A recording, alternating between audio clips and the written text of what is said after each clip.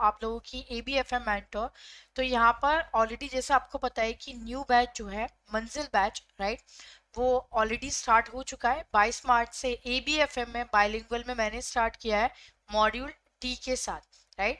तो पहले हम लोग पेड बैच में भी मॉड्यूल डी करेंगे, मॉड्यूल ए करेंगे और फिर मॉड्यूल बी एंड सी करेंगे, राइट। तो यहाँ पर जो क्वेश्चन हम करने वाले हैं वो मैं आपको मॉड्यूल डी से ही कराऊंगी। रीजन उसका ये है कि जो भी हम लोग अभी पेड में पढ़ रहे हैं, ठीक है, तो यहाँ पर आप उसको कहीं ना कहीं कनेक्ट कर पाएंगे। जो भी आप सीखेंगे पेड बैच में, तो यहाँ पर आपको एक तरीके से उसी का ही क्वेश्चन यहाँ पे आपको मिलेंगे, ठीक है। तो यहाँ पे देखिए पहला क्वेश्चन जो है मैंने मॉड्यूल डी में लिया है यहाँ पे startup India seed fund scheme से, ठीक है। यहाँ पर ये क्वेश्चन एक्चुअली आया हुआ क्वेश्चन है, कुछ इसी तरीके का क्वेश्चन आया था और ये क्वेश्चन मैंने आपका लिया है चैप्टर नंबर 20 से, स्टार्टअप फाइनेंस से। बहुत इंपॉर्टेंट चैप्टर है, राइट। और कहीं ना कहीं आपको मतलब इजी भी है, कंफर्टेबल भी है। तो आपको एग्जाम में भी अगर आप इस चैप्टर, इस बार स्पेशली इस बार जो दिसंबर का पेपर हुआ था, काफी सारे क्वेश्चन आपके स्टार्टअप फाइनेंस से आए थे, ठीक है। तो बहुत इंपॉर्टेंट चैप्टर है, राइट।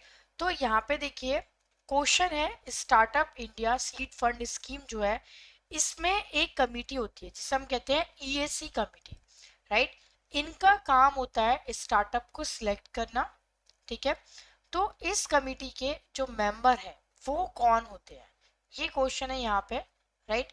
बताइए what can be the right answer for this question, right. यहाँ पे देखिए आप जैसा देख पा रहे हैं जो क्वेश्चन है यहाँ पर पूछा जा रहा है कि जो EAC कमेटी होती है, राइट, ये आपकी कब बनाई जाती है, ठीक है। I mean startup India. पहले देखिए थोड़ा सा मैं आपको यहाँ पे इंट्रोडक्शन बताती हूँ कि स्टार्टअप इंडिया जो फंड स्कीम है उसकी शुरुआत कब हुई थी, ठीक है, और इस स्कीम में क्या क्या चीजें हैं जो आती है, ठीक है। Startup India seed fund scheme की शुरुआत हुई थी, ये एक इनिशिएटिव लिया गया था, ठीक है, 2021 के अराउंड, राइट। 2021 में इसकी शुरुआत हुई थी और ये जो स्कीम है ये एक्चुअली ग्रांट प्रोवाइड करती है, ठीक है ना। ग्रांट मतलब 70 लाख का यहाँ पे सपोर्ट दिया जाता है स्टार्टअप को। 70 लाख का सपोर्ट मतलब जिसमें से 20 लाख का ग्रांट दिया जाता है और 50 लाख का यहाँ पे डेट दिया जाता है। तो टोटल यहाँ पे 70 लाख का सपोर्ट दिया जाता है और इस स्कीम की शुरुआत हुई थी 2021 में, राइट। अब इस स्कीम का पर्पस क्या है और क्या क्या चीजें इसमें होती है, ठीक है, वो यहाँ पे हम देखेंगे। तो यहाँ पे बेसिकली इस स्कीम का पर्पस है कि जो भी स्टार्टअप है उनको सपोर्ट करना, राइट। अब किस चीज के लिए सपोर्ट करना, तो इनका यहाँ पे ये मकसद था, ये पर्पस था सीड फंड इंडिया स्कीम का कि जो भी स्टार्टअप है, जो भी न्यूली स्टार्टअप है, राइट, उन्हें फाइनेंशियल असिस्टेंट देना for the proof of concept. देखिए नॉर्मली होता क्या है, जो असिस्टेंट, असिस्टेंट मतलब मदद जो दी जाती है, फाइनेंशियल असिस्टेंट जो दिया जाता है, इस स्कीम के अंतर्गत 2021 में शुरुआत हुई थी। इसकी एक प्रॉपर वेबसाइट है, अगर आपका भी स्टार्टअप है तो आप इस स्कीम पे जाके अप्लाई कर सकते हैं फॉर दी। तो यहाँ पे देखिए 70 लाख का सपोर्ट यहाँ पे गवर्नमेंट देती है। अब 70 लाख की सपोर्ट में जो है 50 लाख का सपोर्ट होता है डेट का और जो 20 लाख का सपोर्ट होता है वो एक तरीके से दिया जाता है यहाँ पे, राइट। वो नॉर्मली दिया जाता है यहाँ पे एज अ ग्रांट। तो ये फाइनेंशियल असिस्टेंस है to startup for proof of concept, prototype development, product trial, market entry and commercialization, ठीक है। तो इसमें नॉर्मली देखिए क्या होता है, startup seed fund India scheme में इसमें जो 70 लाख रुपए दिए जाते हैं, देखिए एकदम से 70 लाख रुपए नहीं दिए जाते, पार्ट में दिए जाते हैं, ठीक है। जितना भी आप यहाँ पे जो भी उनका एक आपको अपना एक माइलस्टोन दिखाना होता है, अगर आप वो अचीव करते जाते हैं तो आपको धीरे धीरे फंडिंग मिलती जाती है, ठीक है। बस यहाँ पे ये होता है कि आपको एक तरीके से गवर्नमेंट की हेल्प मिल जाती है, जो इंक्यूबेटर होते हैं गवर्नमेंट के वो आपको यहाँ पे हेल्प करते हैं, ठीक है। क्योंकि नॉर्मली जो आपने देखा होगा एंजल इन्वेस्टर है या वेंचर कैपिटल फर्म जो होती है वो स्टार्टअप को सपोर्ट करते हैं जब उनका प्रूफ ऑफ कॉन्सेप्ट ऑलरेडी हो जाता है, ठीक है। बैंक लोन भी तब मिलता है जो कि नॉर्मली असेट बैक्ड एप्लीकेंट होते हैं। हर एक स्टार्टअप को बैंक भी लोन नहीं देती। हर एक स्टार्टअप को angel investor, venture capital firm भी लोन नहीं देती। देखिए वेंचर कैपिटल फर्म तो तभी लोन देती है जब उनको नजर आता है कि हाँ इसमें हमें ऑलरेडी ये सेटअप स्टार्टअप है और हमें इसमें फायदा मिलने वाला है and then we will exit. ठीक है, तो ये नॉर्मली वो स्टार्टअप है जिसमें कि फंडिंग दी जाती है प्रूफ ऑफ कॉन्सेप्ट के लिए भी, प्रोटोटाइप डेवलपमेंट के लिए भी, प्रोडक्ट ट्रायल के लिए भी, मार्केट एंट्री के लिए भी एंड कमर्शलाइजेशन के लिए भी। ठीक है, तो इसमें आपको फाइनेंशियल असिस्टेंट दिया जाता है to the startup for proof of concept, prototype development, product trial, market entry and commercialization. ठीक है, अब यहाँ पे देखिए इसका ऑब्जेक्टिव क्या है। ये जो स्कीम है इसका ऑब्जेक्टिव यही है कि फाइनेंशियल असिस्टेंट प्रोवाइड करना जितने भी स्टार्टअप है, न्यू स्टार्टअप है, जिनको 2 साल से ज्यादा नहीं होना चाहिए। ठीक है ना, मतलब उनको प्रूफ ऑफ कॉन्सेप्ट के लिए, प्रोटोटाइप डेवलपमेंट के लिए, प्रोडक्ट ट्रायल के लिए, मार्केट एंट्री के लिए, कमर्शलाइजेशन के लिए हेल्प करना। मतलब एक तरीके से बिल्कुल शुरुआत स्टेज पे हेल्प करना, क्योंकि इस स्टेज पर आपको angel investor, venture capital, commercial bank कोई भी आपको हेल्प नहीं करता। ठीक है, तो यहाँ पर नॉर्मली स्टार्टअप कौन से होने चाहिए, DPIIT। इस बार DPIIT का फुल फॉर्म पूछा था एग्जाम में, that is department for promotion of industry and internal trade. ये इसका नोडल डिपार्टमेंट है। ठीक है, सीड फंड इंडिया स्कीम का नोडल डिपार्टमेंट है DPIIT। तो पहली चीज जो स्टार्टअप है वो DPIIT रजिस्टर्ड होने चाहिए। इनके अंडर में कमेटी होती है एक्सपर्ट एडवाइजरी कमेटी। ठीक है, जिसमें बहुत सारे गवर्नमेंट रिप्रेजेंटेटिव होते हैं, इंडस्ट्री एक्सपर्ट होते हैं। ये चूज करते हैं इंक्यूबेटर को। इंक्यूबेटर की यहाँ पे है कि कम से कम इंक्यूबेटर को that should be operational for at least 2 to 3 year. तो इसमें गवर्नमेंट असिस्टेड इंक्यूबेटर भी आते हैं और नॉन गवर्नमेंट असिस्टेड इंक्यूबेटर भी आते हैं। इंक्यूबेटर का मतलब आपको पता है ना, जैसे एक बच्चे को रखा जाता है ना, एक न्यू बॉर्न बेबी को इंक्यूबेटर में क्यों रखा जाता है, क्योंकि वो उसको ग्रो करने में हेल्प करे। सेम ऐसे ही इंक्यूबेटर में सपोर्ट जो भी स्टार्टअप है वो इंक्यूबेटर स्टार्टअप को हेल्प करते हैं। स्टार्टअप कम से कम लेस देन 2 ईयर एगो होना चाहिए, मतलब 2 साल से ज्यादा नहीं, 2 साल से कम। और इंक्यूबेटर 2 साल से ज्यादा होना चाहिए, एटलीस्ट 2 ईयर इंक्यूबेटर। ठीक है, और स्टार्टअप लेस देन 2 ईयर होना चाहिए। तो यहाँ पे एक्सपर्ट एडवाइजरी कमिटी जो होती है इसमें काफी सारे मेंबर होते हैं। ठीक है, स्टार्टअप के लिए देखिए बहुत सारी कंडीशन होती है। मैंने आपको ऑलरेडी बताया है कि स्टार्टअप के लिए क्या क्या कंडीशन होती है। पहली चीज, स्टार्टअप जो है वो DPIIT रजिस्टर्ड होना चाहिए, राइट, इनकॉर्पोरेटेड होना चाहिए, not more than 2 year ago at the time of the application. ठीक है, और बिजनेस आइडिया ऐसा होना चाहिए जो कि जिसमें कमर्शलाइजेशन दिखे, स्केलिंग दिखे, मार्केट फिट हो, राइट। तो ये कुछ कंडीशन है, ठीक है, इस स्कीम के अंतर्गत, राइट। तो यहाँ पर आपकी ये सारे ऑब्जेक्टिव हैं और इसमें इस तरीके की।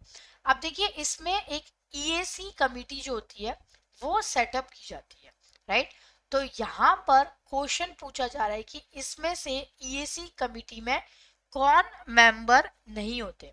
देखिए क्वेश्चन क्या है यहाँ पे, representative from the NITI Aayog बिल्कुल होते हैं, representative from the department of science and technology, representative from the ministry of commerce, right.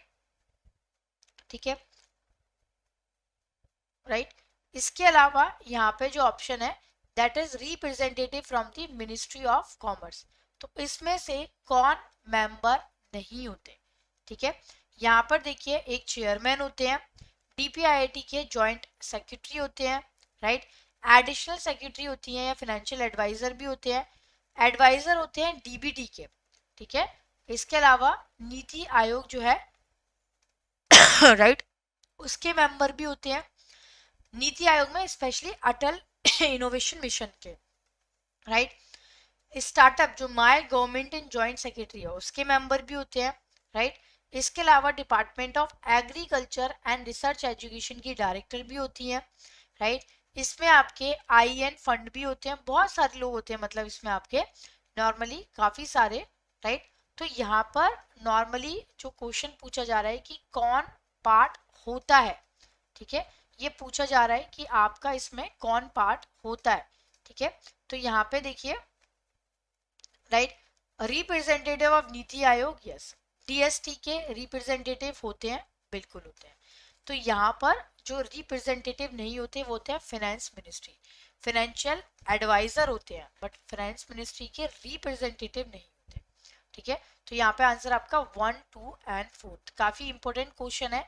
तो इसके अलावा अगर हम और चीजें भी इसमें देखें कि जो इंक्यूबेटर होते हैं इस स्कीम के अंतर्गत, जो भी इंक्यूबेटर है, राइट, तो इंक्यूबेटर में नॉर्मली आपकी क्या क्या चीजें इसमें आती हैं, मतलब क्या क्या चीजें होनी चाहिए इंक्यूबेटर में। EAC जो होते हैं वो इंक्यूबेटर को सिलेक्ट करते हैं।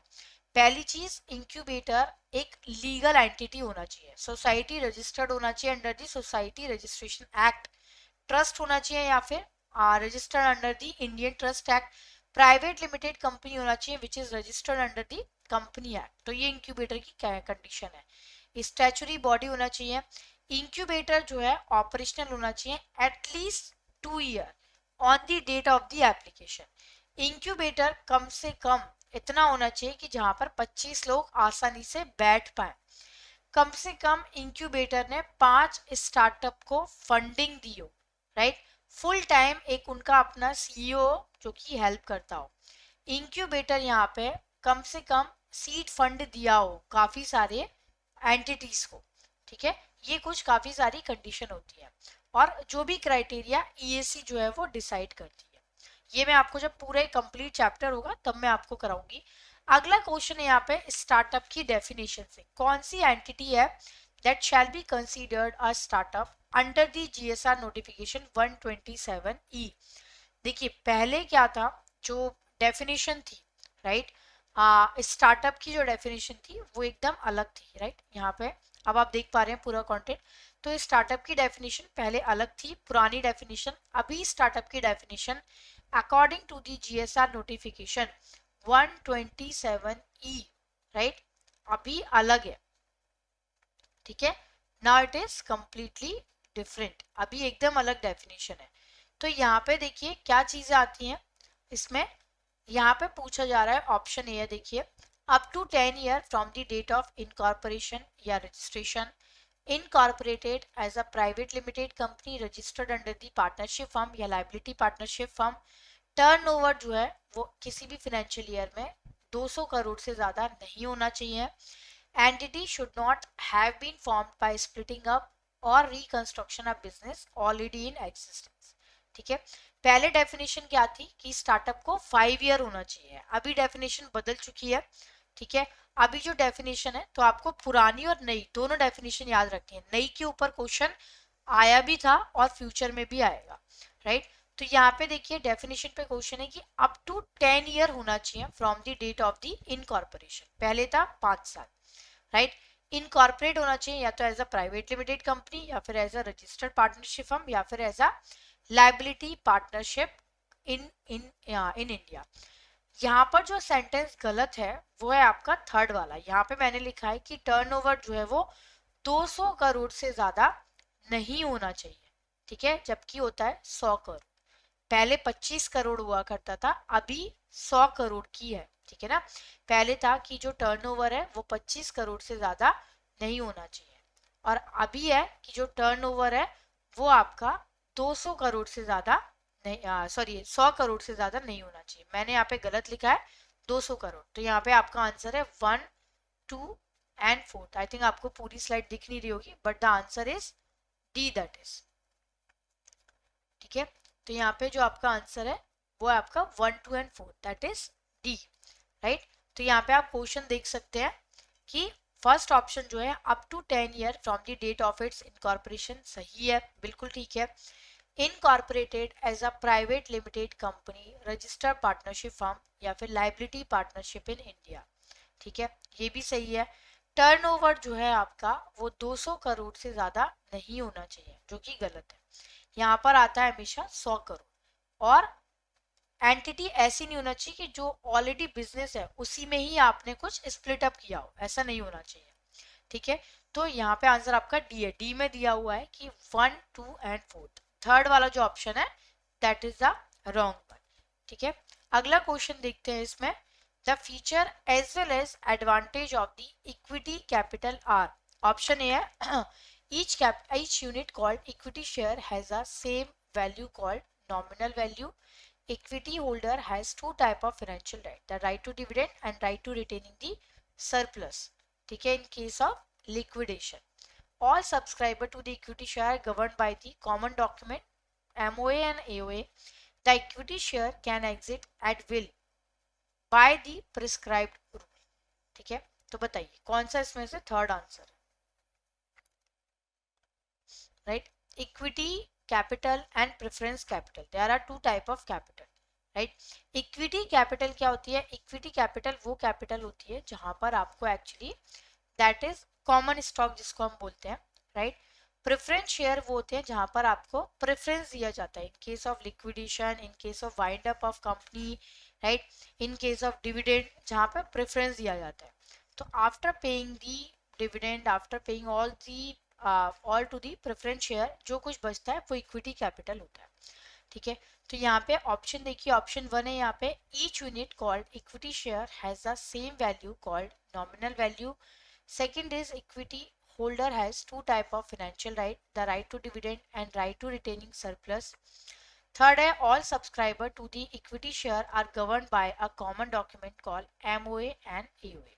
तो बताइए कौन सा इसमें से राइट आंसर है?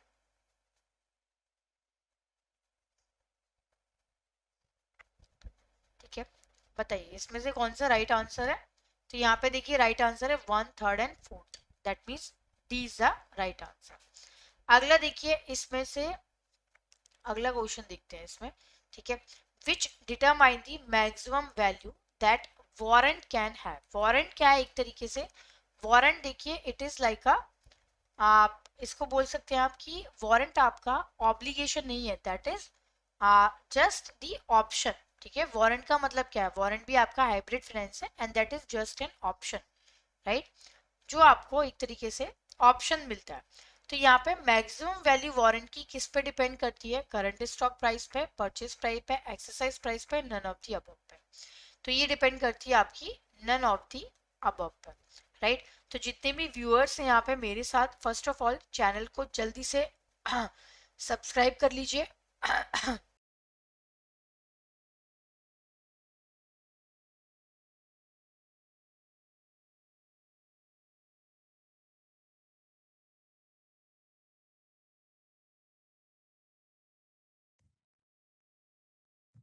Hello everyone, welcome to officer Adda 24/7। I hope आप सब बहुत अच्छे होंगे। दिस इज क्लास नंबर 6, या एक्चुअली 5 लिखा हुआ है, but this is class number 6 of ABFM, जहां पर हम डिस्कस करने वाले हैं इंपॉर्टेंट क्वेश्चंस। ऑफिसर अड्डा पे नए हैं, पहली बार विजिट कर रहे हैं, do not forget to subscribe our channel, press the bell icon so that you stay ahead of all the recent update. आज हम करने वाले हैं इंपॉर्टेंट क्वेश्चंस। चलिए स्टार्ट करते हैं। पहला question, which of the following best describes the specification of section 71 subsection 2 of Companies Act 2013 regarding debentures? Allowance for call option in the issuance term, establishment of interest rate for zero coupon bond, restrictions on voting rights of debenture holder, या फिर approval for the issuance of indefinite maturity bonds. Now when you talk about section 71, right, ये किसके बारे में बात करता है? ये बात करता है अबाउट योर डिबेंचर्स, और स्पेसिफिकली 71 की अगर हम बात करें, ठीक है, स्पेसिफिकली अगर हम 71 की बात करें तो यहाँ पे सेक्शन 71 जो है वो रिस्ट्रिक्शंस लगाता है ऑन वोटिंग राइट्स। ठीक है, वोटिंग राइट्स पे रिस्ट्रिक्शन लगा देता है डिबेंचर होल्डर की, बोलता है कि भाई there are the debenture holders, they don't have any voting right. Equity वालों के पास है सिर्फ और सिर्फ वोटिंग राइट्स, ना प्रेफरेंस के पास है ना डेट वालों के पास है। Then, what does the term sunk cost refers to in decision making? Cost that can be recovered during the decision making process, cost incurred in the past that cannot be recovered, future costs that can be avoided by not pursuing a project, costs that are directly tied to the production volume.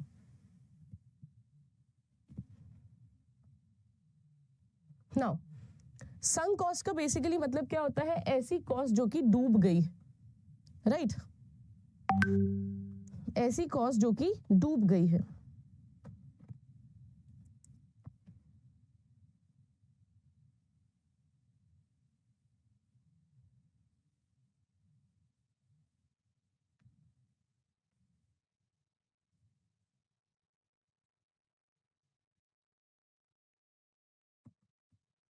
तो sunk cost के बारे में बात करें, संक यानी डूबा हुआ, that sunk cost that can be recovered, it cannot be. Future costs that can be avoided by not pursuing a project, costs that are directly tied to the production volume. It is cost that has already incurred and is irrelevant for the purpose of decision making, which cannot be recovered. Now because it cannot be recovered, we cannot use it in the process of decision making. Decision making के process में हम इसको use नहीं कर सकते. Next one. As of 31st March 2022, Seashore Limited had 15 lakh outstanding shares with a market value of its equity standing at rupees 7 lakh 50 crore, pricing each share at rupees 50. On the same date, the company had an outstanding debt of 15 crore with a market valuation of 14.80 crore. What is the total market value of Seashore Limited on March 31, 2022 when combining the market value of equity and debt using stock and debt approach?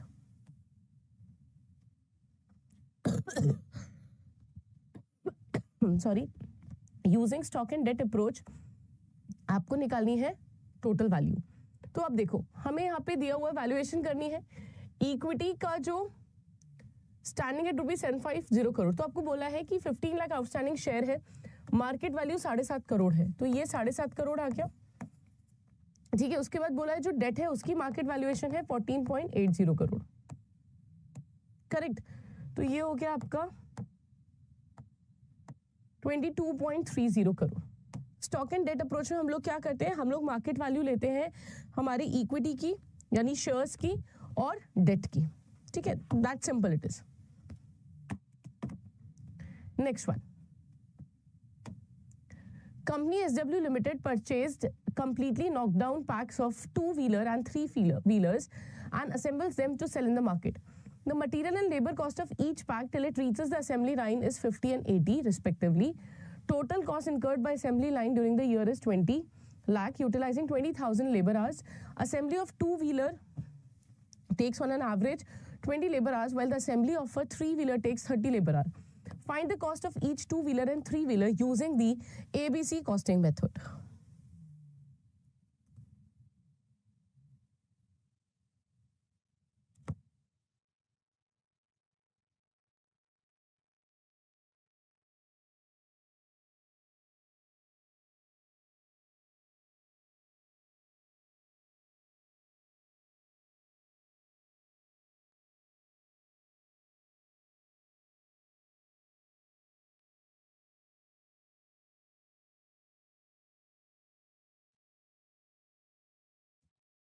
जल्दी से solve करिए। Now see, cost of material and labour तो हमें पता है, ठीक है, cost of material and labour हमें दी हुई है 50 एंड 80, करेक्ट। 2-व्हीलर के लिए कितनी है 50, 3-व्हीलर के लिए कितनी है 80। अब हमें क्या निकालना है, total cost incurred by assembly line during the year is 20 lakh, ठीक है, जिसमें से 20,000 लेबर आर यूटिलाइज हुए।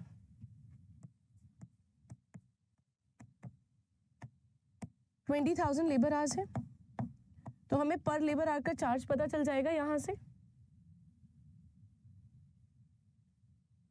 करेक्ट। जब हमें मतलब पर आवर का कॉस्ट पता चल गया, दैट इज ₹100। अब हम यहां देख लेते हैं 3-व्हीलर्स में कितना लग रहा है, 2-व्हीलर में, 2-व्हीलर में 20 लेबर आवर लग रहे हैं, करेक्ट, और वाइल असेंबलिंग द 3-व्हीलर्स 30 घंटे लग रहे हैं। तो जो कॉस्ट है वो कितनी हो जाएगी, 2-व्हीलर की हो जाएगी 52,000 एंड 3-व्हीलर की हो जाएगी 83,000। तो यहाँ पे ये जो एलोकेशन हमने किया है that we are doing using ABC method, जहाँ पे allocation of an expenses done on the basis of number of activity that are incurred with respect to one particular area, ठीक है, क्योंकि यहाँ पे आपको बोला है यूटिलाइजिंग 20,000 लेबर आवर, तो यही हमारा हमें यूज करना पड़ेगा फॉर डिविजन, ठीक है, या फिर calculation. Next, companies that are considered to have dash if the earnings and revenue grow at a rate that is just slightly faster than the economy's nominal growth rate. Stable growth rate, moderate growth rate, high growth rate, none of these.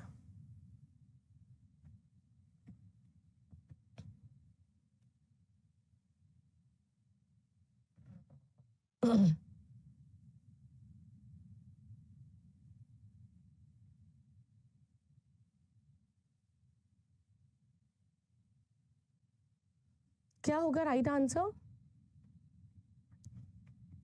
Now अगर हमारी company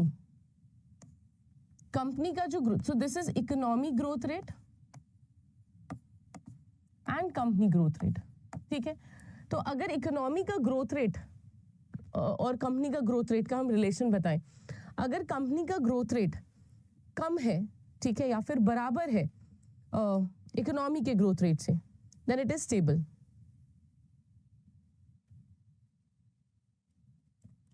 correct.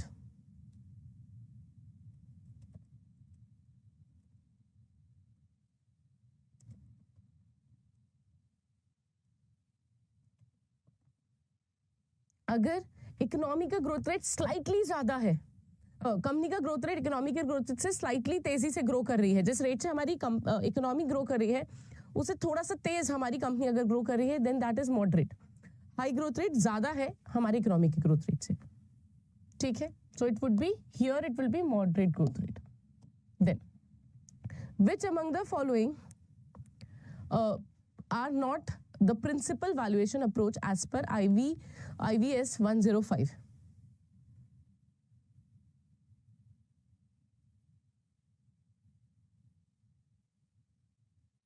As per IVS 105, which among the following is not a principal valuation approach? So market approach, asset based approach, enterprise value approach, all of these.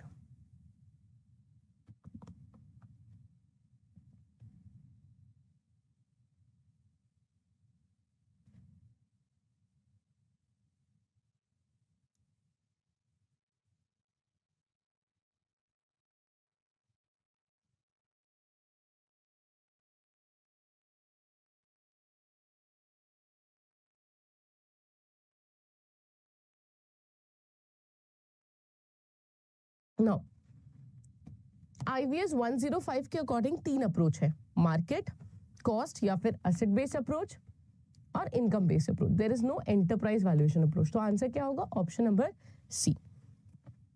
Market approach में हम valuation करते वक्त क्या करते हैं, जो हमारे सिमिलर ऑर्गेनाइजेशंस है, राइट, या फिर हमारे जो मैच करता है एसेट से, हम उसको नियर बाय आइटम्स को ढूंढते हैं मार्केट में जो भी मे बी रिसेंटली सेल किए गए हैं, जिनको वैल्यू किया गया है, हम उससे फिर मैच करके अपनी वैल्यू निकालते हैं.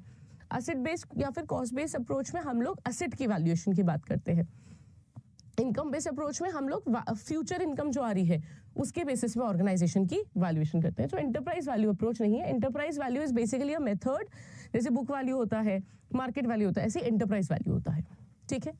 Then XYZ Limited is expected to pay a dividend of ₹3 per share 1 year from now. यानी D1 कितना है? 3 रुपए है. The dividend payments are expected to remain constant at ₹3 per share. So if an investor need 12% rate of return on his investment, what price of the share will be fair? यानी इस question में आपको बोला है कि growth rate नहीं है, constant ही है, ग्रोथ रेट 0 है, ठीक है. एंड R कितना दिया हुआ है?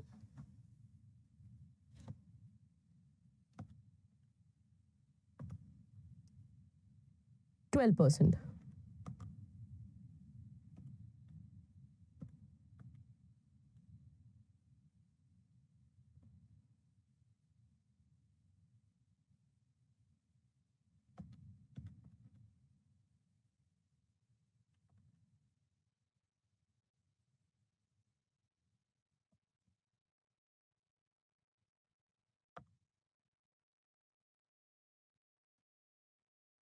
Now, ग्रोथ रेट 0 है, फॉर्मूला क्या होगा? इंट्रिंसिक वैल्यू निकालने का D1 divided by R minus D, D1 कितना हमें दिया है 3, there is 0 growth, so 0.12 minus 0 will be 3 divided by 0.12. 3 divided by 0.12 will give you 25 rupees. तो इंट्रिंसिक वैल्यू या फिर प्रेजेंट वैल्यू कितनी है 25 रुपए. ठीक है, नेक्स्ट वन. नेक्स्ट क्वेश्चन पे आते हैं. What kind of merger takes place when two companies whose line of business are completely unrelated to one another and have nothing in common but decide to join forces?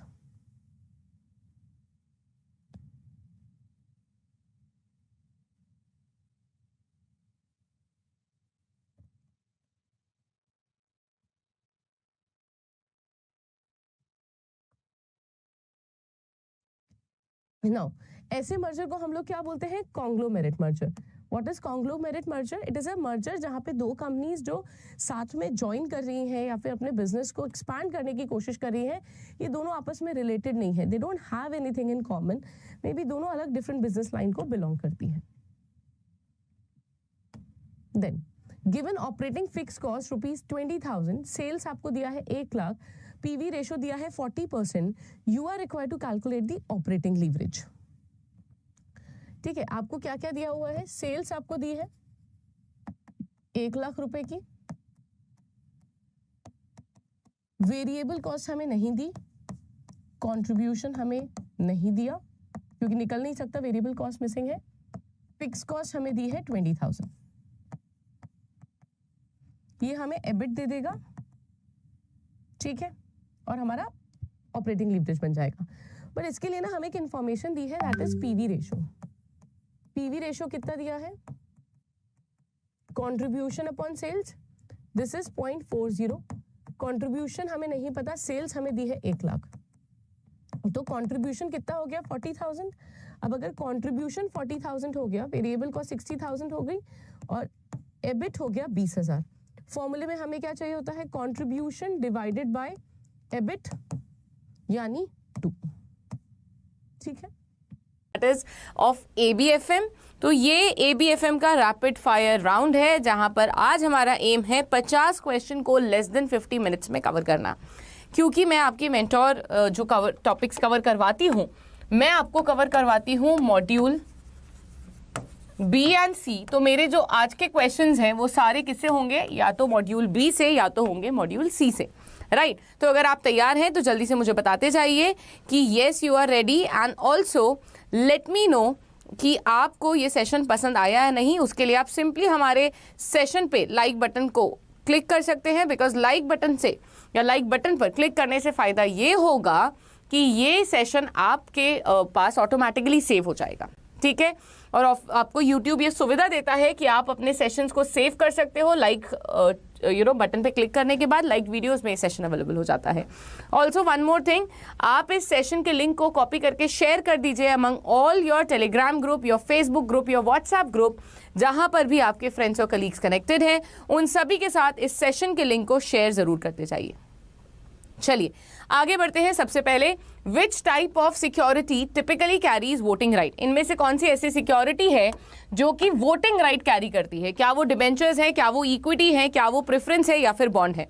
तो अगर हम voting rights की बात करें तो equity shares हैं जिनके पास voting rights होती हैं. डिबेंचर और प्रेफरेंस शेयर्स या फिर बॉन्ड्स के पास कोई भी वोटिंग राइट नहीं होती. Next one, equity shares have a or an unlimited life and voting rights and receive dividend. Limited life with no voting rights but receive dividend. Limited life and voting rights and receive dividend. Unlimited life and voting rights but receive no dividend. तो यहाँ पर equity shares के पास receive dividend वाला option तो होता है, तो जहाँ पे आपको no dividend दिख रहा है वो कट कर दीजिए. Then no voting rights, इसको भी कट कर दीजिए क्योंकि वोटिंग राइट्स तो उनके पास होती है ना. लिमिटेड लाइफ नहीं होती है, अनलिमिटेड लाइफ होती है, कितना भी चल सकते हैं, तो इस ऑप्शन को भी कट कर दीजिए. यानी राइट आंसर क्या बचता है? Option number A. Then in the event of liquidation who is paid first? Equity, preference shares, debenture holders या फिर सबको एक साथ दे दिया जाता है. लिक्विडेशन का मतलब होता है बिजनेस का एंड होना या फिर बंद होना. जब हम लिक्विडेशन की बात करते हैं तो लिक्विडेशन के केस में सबसे पहले पैसा दिया जाता है डिबेंचर होल्डर को, फिर अगर पैसा बचता है तो प्रेफरेंस को, और अगर उसके बाद फिर भी कुछ बच गया तो इक्विटी शेयर को। ये होगी sequence. This next, what is operating leverage? It is a measure of how sensitive a company's operating income is to its variable cost. It is a measure of how much debt a company has. It's a measure of company's return on equity. It is a measure of company's profitability. Now, अगर हम leverage word की बात करें तो leverage basically represent करता है interest component को। तो हम ये कैसे निकालते हैं, हमारी सेल्स वैल्यू होती है, उसमें से हम वेरिएबल कॉस्ट को निकालते हैं, कंट्रीब्यूशन आ जाता है, इस कंट्रीब्यूशन में से हम फिक्स कॉस्ट को माइनस करते हैं जो कि हमारे बिजनेस से रिलेटेड है, ऑपरेटिंग एक्टिविटी से रिलेटेड है। तो हमारा यहाँ पे जो अमाउंट आता है वो होता है EBIT। अब हमने जो फाइनेंस के लिए इंटरेस्ट ली थी, लोन्स वगैरह पे हमने जो इंटरेस्ट ली थी, विच इज फाइनेंशियल लीवरेज, ये आ जाता है। तो ऑपरेटिंग लीवरेज किस बारे में बात करता है?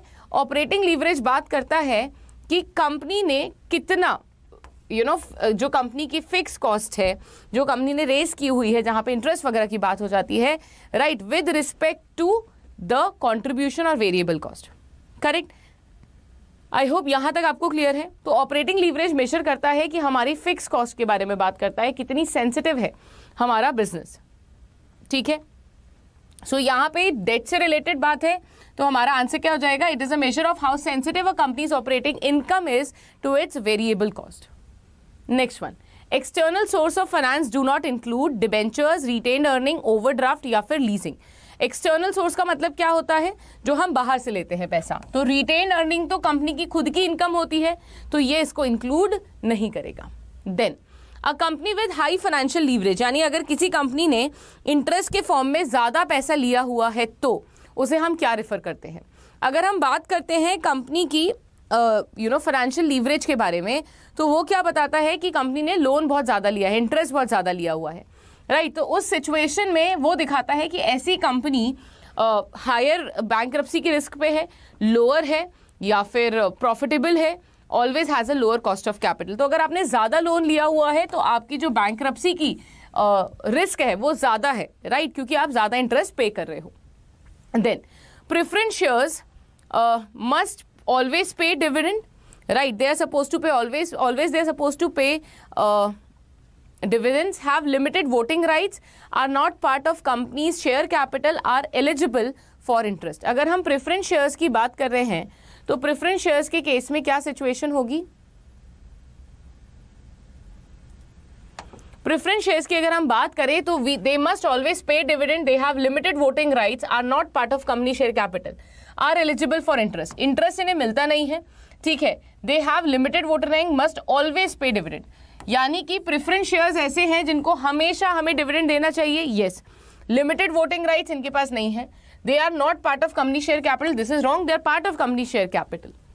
Next one, a debenture issued for a period of 10 years is a long-term loan, cannot be issued as a secured instrument, it is a short-term loan, receives dividend payment।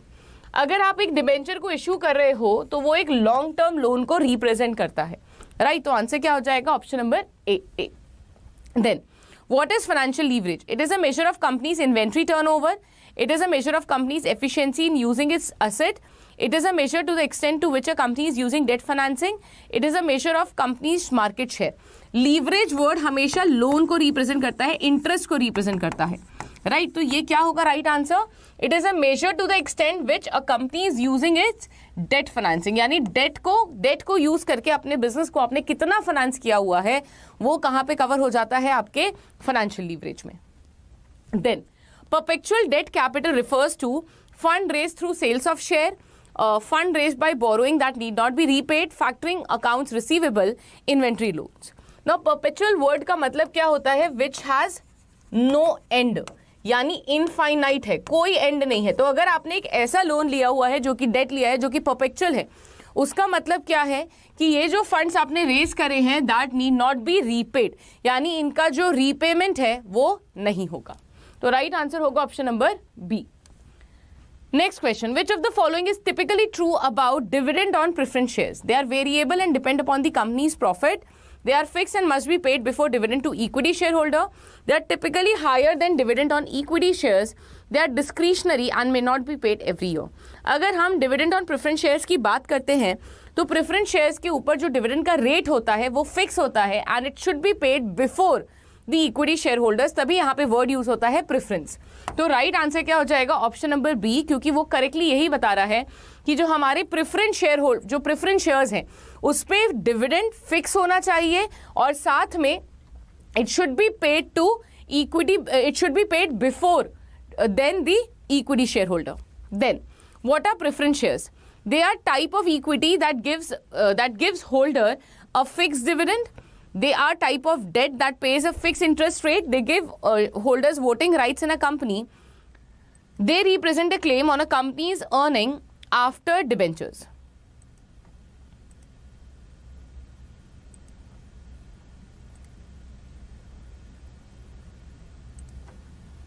क्या होगा right answer? Now अगर हम preference shares की बात करें, there are type of equity that gives holder a fixed dividend. अब हमें choose करना है जो सबसे अप्रोप्रिएट हो। There are type of a debt that pays a fix interest rate, ये तो गलत ही हो गया, इंटरेस्ट रेट का तो यहाँ पे कोई यूज नहीं है। They give holders voting right in the company, no. They represent a claim on company's earning after debenture holder, right. So they are a type of equity. Now when they say they are a type of equity, वो गलत हो जाता है because equity के पास voting rights होती हैं, but और उनका जो आपका जो डिविडेंड है वो वेरिएबल होता है, बट इन्होंने बोला कि फिक्स डिविडेंड है। लेकिन अगर आप इसे पढ़ो, दे represent a claim on a companies earning after debenture holder, which is correct. तो डिबेंचर होल्डर के अमाउंट को पे करने के बाद जो नेक्स्ट राइट आता है वो किसका है? प्रेफरेंस वालों का। Then what is capital budgeting? The process of making decision about short term investment project या फिर long term investment project, the process of deciding how to distribute dividend, the process of deciding how to manage a company's debt. Now capital budgeting is a process जहाँ पर हम ये decide करते हैं कि जो पैसा हम किसी प्रोजेक्ट में इन्वेस्ट करने वाले हैं लॉन्ग टर्म के लिए वो हमें बेनिफिशियल रहेगा या फिर नहीं। तो राइट आंसर क्या होगा? This is the process of making decision about long term investment project. यहाँ पर हम ये डिसीजन करते हैं कि भाई अगर हम किसी प्रोजेक्ट में पैसा लगा रहे हैं तो वो हमारे लिए फायदेमंद रहेगा या फिर नहीं रहेगा। Then which of the following is a commonly used capital budgeting technique? Current ratio analysis, quick ratio analysis, net present value analysis या फिर debt to equity ratio analysis। अगर आप कैपिटल बजटिंग टेक्निक के बारे में बात करें तो यहाँ पे जो फेमस 3 टेक्निक्स हैं वो हैं आपकी NPV, then profitability index, IRR, ये जो मॉडर्न एरा की है, और एमआईआरआर। ठीक है, अगर आप ट्रेडिशनल टाइम में चले जाएं तो पे बैक पीरियड मेथड, ठीक है, then average rate of return method और अकाउंटिंग रेट ऑफ रिटर्न, ये 5 फेमस मेथड्स हैं जो कैपिटल बजटिंग में यूज किए जाते हैं। अब इसके अंदर डिस्काउंटेड पे बैक भी आ जाता है, राइट। तो यहाँ पे राइट आंसर क्या होगा? नेट प्रेजेंट वैल्यू एनालिसिस, जो कि हमें ये बताता है कि हमें किसी प्रोजेक्ट में इन्वेस्ट करना चाहिए या फिर नहीं। Next, a positive NPV for a project suggest the project is expected to result in a financial loss, the project is expected to generate less cash flow than its initial cost, the project is expected to generate more cash flow than its initial cost, the project is expected to have no impact on the company's cash flow। अगर हम NPV की बात करें तो NPV का मतलब क्या होता है कि आपने जो भी पैसा लगाया है, राइट, कैश आउटफ्लो जो आपका जा रहा है बिजनेस से, माइनस प्रेजेंट वैल्यू,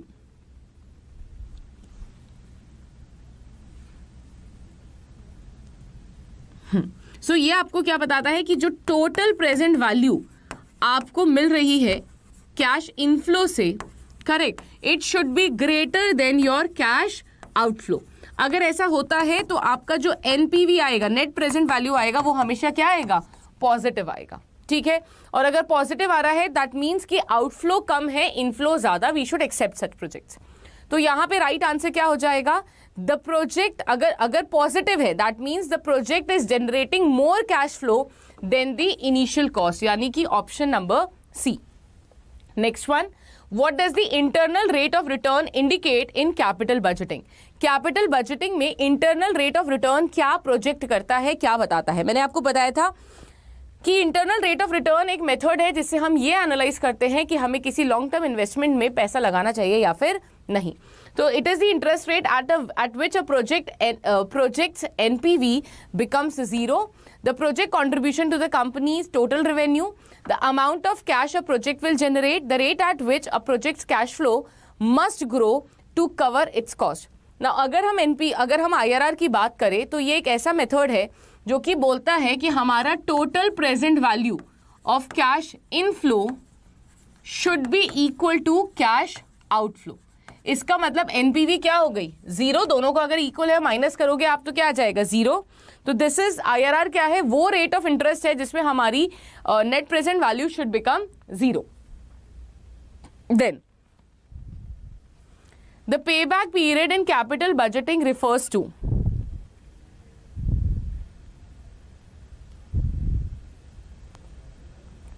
क्या मतलब होता है पे बैक का?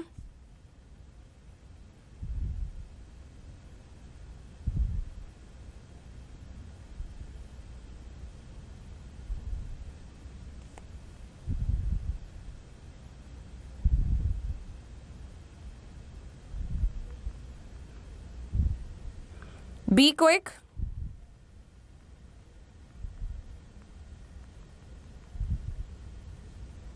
Now, the time it takes for a project to generate cash flow equal to its initial cost, the time it takes for a project to generate positive NPV, the time it takes for a project to double its initial investment, the time it takes for a project to generate a positive internal rate of return. So payback period किससे related है?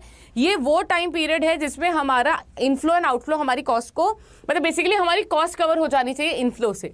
So the time it takes for a project to generate cash flow equal to its initial cost. Correct. तो right answer क्या होगा, option number A. Next one, the capital budgeting. In capital budgeting, what does a profitability index signify? Number one, the ratio of a project's profit to its initial cost, the ratio of a project's NPV to its initial cost, the ratio of a project's internal rate of return to its initial cost, the ratio of a project's payback period to its initial cost. Now, अगर हम capital budgeting की बात करते हैं तो profitability index क्या बताता है, ये इसका फॉर्मूला क्या होता है, प्रॉफिटेबिलिटी इंडेक्स का फॉर्मूला होता है जो भी प्रेजेंट वैल्यू है कैश इनफ्लो की divided by the outflow. Right, it should be divided by the cash outflow. ठीक है,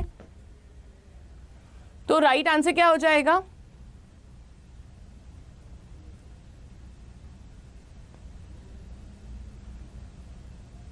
so it should be to its initial cost. That is option number B.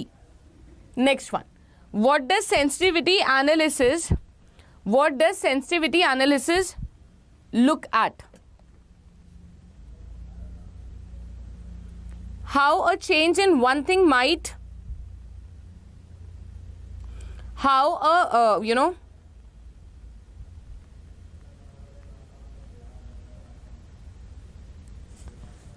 a change in one thing might affect another thing, how the weather might change tomorrow, how to calculate the profit of a company, how to predict future stock prices.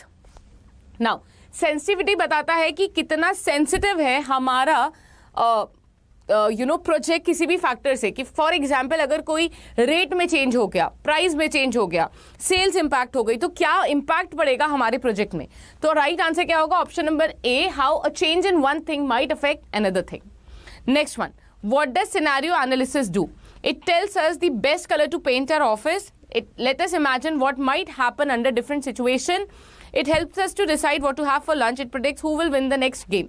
So अगर हम scenario analysis की बात करें तो ये हमें क्या बताता है, हमें हेल्प करता है ये इमेजिन करने में कि डिफरेंट सिचुएशन में हमारे प्रॉफिट पे क्या क्या इम्पैक्ट पड़ेगा. If we are using sensitivity analysis and find that a small change makes a major difference, we can say the result is not sensitive, very sensitive, indifferent, very indifferent. तो अगर sensitive है ना, impact change हो रहा है, तो हम क्या बोलेंगे, that our project is very sensitive. Then in scenario analysis, what is a best case scenario? Everything goes wrong, everything goes right, everything stays the same, everything is unpredictable. तो best case scenario क्या होगा, everything goes right, वो हमारा best होगा, सब कुछ सही रहे. Then sensitivity analysis usually changes one thing at a time, everything at the same time, nothing at all, only the things we don't care about. Now sensitivity analysis में आप एक ही फैक्टर को चेंज कर सकते हो, वहीं पर अगर आप सिनेरियो एनालिसिस की बात करते हो तो वहां पे आप मल्टीपल फैक्टर्स को चेंज कर सकते हो. तो it is one thing at a time.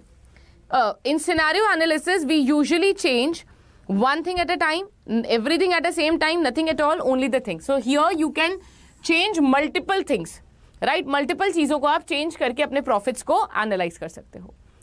In sensitivity analysis, if a small change in a parameter leads to a large change in the project outcome, the project can be considered as highly sensitive to the parameter, not sensitive, independent, highly correlated with the parameter.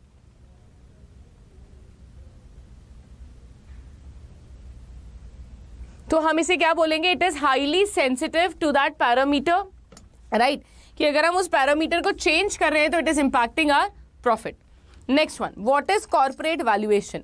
Deciding the price of a product, figuring out how much our company is worth, calculating the salary of employees या फिर estimating the cost of a marketing campaign. So it is related with what? Figuring out how much a company is worth. Then what is discounted cash flow valuation? Estimating the value of company based on its future cash flow, a method to calculate the interest rate of a loan, a method to calculate the price of a product, a method to calculate the salary of employee. अगर आप discounted cash flow valuation की बात करते हो तो ये किससे related है? इट इज अ मेथड जहां पे आप अपनी कंपनी की वैल्यू को निकालते हो, अपनी कॉर्पोरेट को वैल्यू करते हो by using discounted cash flow technique, जहां पर उससे जनरेट होने वाला फ्यूचर रिटर्न को आप डिस्काउंट करते हो, प्रेजेंट वैल्यू में लाते हो और उसके बेसिस पे उसकी वैल्यूएशन को डिटरमाइन करते हो. Next one, what is a merger? When a company decides to close its business, when a company decides to start a new business, when two companies decide to join together to become one company, या फिर when a company decides to fire all its employees. Right answer will be option number C, जहाँ पे दो company एक company को बनाने की बात करती हैं. And traditionally merger and amalgamations are the same word in Indian law. Then what is demerger? When a company decides to close its business, when a company decides to start a new business, when a part of a company becomes a separate company, when a company decides to fire all its employee. तो merger का मतलब क्या होता है? जुड़ना. तो split करना क्या होगा? That will be demerger. That means जहाँ पर एक कंपनी अपनी दूसरी कंपनीज को सेपरेट करना शुरू कर देती है. What is an acquisition? When a company decides to close its business, when one company is buy another company, when a company decides to start a new business or fire all its employee. So acquisition का मतलब क्या होता है? खरीदना, purchase करना, to buy something. तो यहाँ पे when a company decides to start a new business, when a company decides to buy another company is related to the word acquisition. तो right answer क्या होगा आपका? Option number B. Next one, in DCF valuation, what is discounting?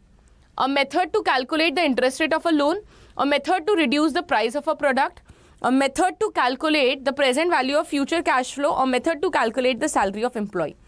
Discounting का मतलब क्या होता है? ये एक मेथड है जहां पे हम हमारे फ्यूचर कैश फ्लो की प्रेजेंट वैल्यू को निकालते हैं कि आज उनकी क्या वर्थ होगी. Then in a merger what happens to the company involved? They remain separate entities. They dissolve and cease to exist. They combine and operate as one thing. They split into multiple smaller companies. क्या होगा? They combine and operate as one entity. Then, in an acquisition, who gains control? The company that is bought, the company that buys the other company. Both companies equally share control. Neither company, a third party, gains the control. तो acquisition के case में जो acquisition होता है, acquisition के case में किसके पास control आ जाता है? उसके पास जहां पे कंपनी जो खरीदती है, right? The company that buys the other company, जो कंपनी खरीद रही है, राइट, उसके पास कंट्रोल आ जाता है. Then in a demerger what happens to the original company? It remains the same, nothing changes. It combines with another company. It splits into one or more separate entities. It dissolves and ceases to exist. तो demerger की situation क्या है? जहां पे हम split कर देते हैं एंड सेपरेट कंपनीज बन जाती हैं. Why might a company want to be valued? To determine its stock prices, to decide what products to sell, to calculate the salary of its employee, to plan its marketing strategy. What would be the right reason?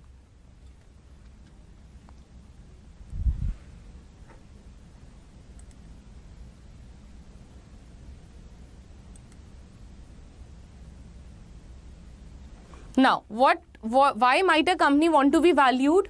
Why? Because they want to know or determine कि उनके stock का price क्या है. हर कोई चाहता है कि वो अपने स्टॉक के प्राइस को निकाले. What does the cash flow in discounted cash flow refer to? The flow of water in a river, the movement of people, the money a company expects to make in future. क्या refer करता है? ये वो पैसा है कि जो कि फ्यूचर में कंपनी बनाने वाली है. Then, who usually initiates a merger? The employee, the customer, the manager or the owner of the company, the government. So, merger के केस में कौन इनिशिएट करता है? जो कि मैनेजर हो या फिर ओनर हो, वो इनिशिएट करते. इनिशिएट करना मतलब स्टार्ट करना. Who benefits from an acquisition? Only the company that is bought, only the company that does the buying, both the companies if the acquisition is successful, neither companies. Why? Because यहाँ तो दोनों companies को फायदा है. जो खरीदी गई वो भी, बिकॉज सिनर्जी क्रिएट होती है और सिनर्जी से एक और एक दो हो जाता है. Right. So that is option number C. Then what is a common reason for a demerger? यानी रीजन क्या होगा डीमर्जर का? To make a company bigger, to help the parts of the company operate more efficiently separately, to reduce the number of products that company sell, to move the company headquarters to a new city. So basically जब company काफ़ी बड़ी हो जाती है और अपने operations को efficiently नहीं कैरी कर पाती, तो वहाँ पे वो डीमर्ज होने की बात सोचती है, जहाँ पे वो अपने कंपनी के ऑपरेशंस को एक अलग कंपनी बना देती है. राइट. या फिर अपने प्रोडक्ट के बेसिस पे एक नई कंपनी बना देती है, स्प्लिट कर देती है, जिससे एफिशिएंटली रन कर पाए. Then what is cost volume profit analysis? CVP, a method for understanding the relationship between the cost, business volume and profitability, a method for calculating the price of product. It is a method for predicting the weather or deciding to whom to hire. Now CVP, as the name says, cost volume profit, ये analyze करता है, relation establish करता है between the cost of the product, the volume to be produced and the profit that you are going to get out of that product.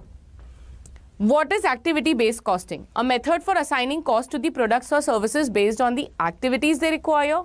It is a method for predicting the stock market, a method for deciding what products to sell, a method for deciding what to hire. Now ABC costing एक तरीका है जिससे हम अपने product की cost को निकालते हैं.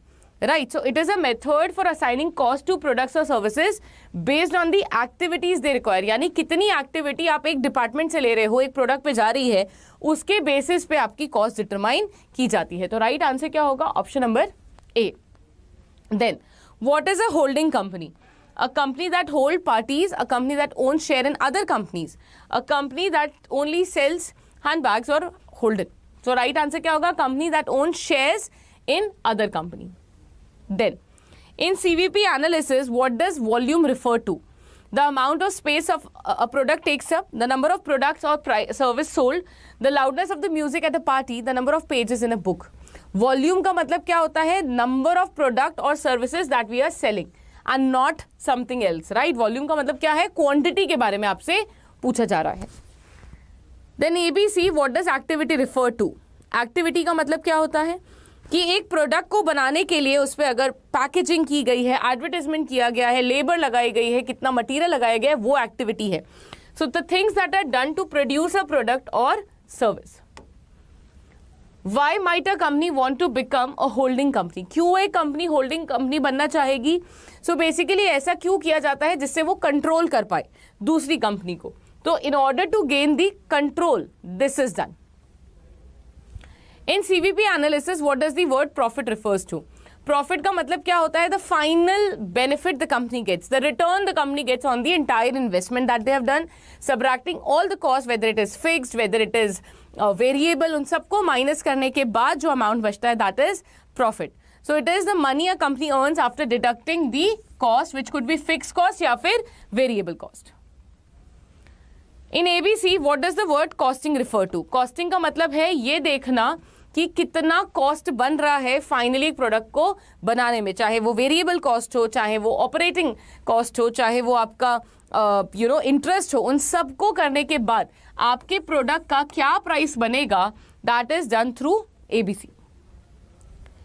Who would use CVP analysis? तो सीवीपी एनालिसिस की अगर हम बात करें, what it is related to, cost volume. तो ये कहां पे होगा? जहां पे आप बिजनेस की बात कर रहे होगे। अगर ये पर्सन बनाना चाहते हैं, ये जानना चाहते हैं बेकर कि इन्हें कितनी लोव्स बनाने पे फायदा होगा, right, so that could be analyse through cost volume profit analysis. Who would use ABC? ABC जहां पे मैन्युफैक्चरिंग बिजनेस हो, right, there it will be used. What is sensitivity analysis? A technique used to predict a project's performance under different scenario, a technique used to determine how different values of an independent variable will impact a particular dependent variable, a technique used to calculate the standard deviation of a project's expected return, a technique used to calculate the correlation between two variables. So sensitivity का मतलब क्या होता है कि different scenario में आपका project कैसे perform करने वाला है, उसको जब हम एनालाइज करते हैं, that comes under sensitivity analysis. तो ये थे हमारे आज के 50 क्वेश्चन जो हमने अप्रॉक्सीमेटली 30 मिनट्स के अंदर कवर करे हैं।